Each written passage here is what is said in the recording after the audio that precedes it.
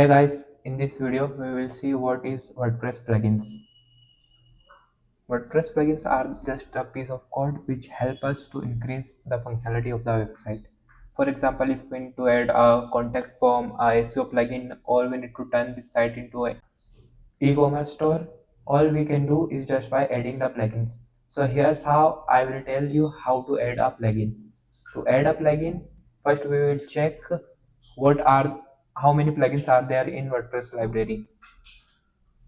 These are all the plugins which are exist in the WordPress library, Jetpack and etc.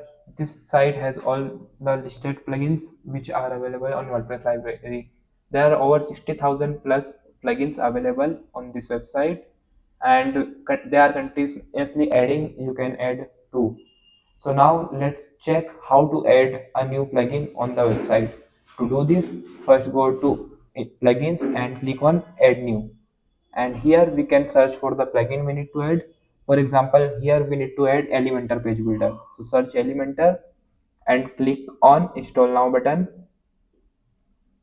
and once installed, click on activate, and now the Elementor page builder is added on the site.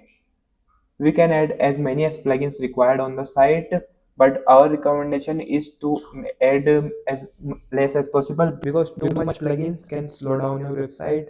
Just same as like too many code on your website slow down your website, too much plugins on your website also slow down your WordPress website. So our recommendation is to have around 10 plugins per website.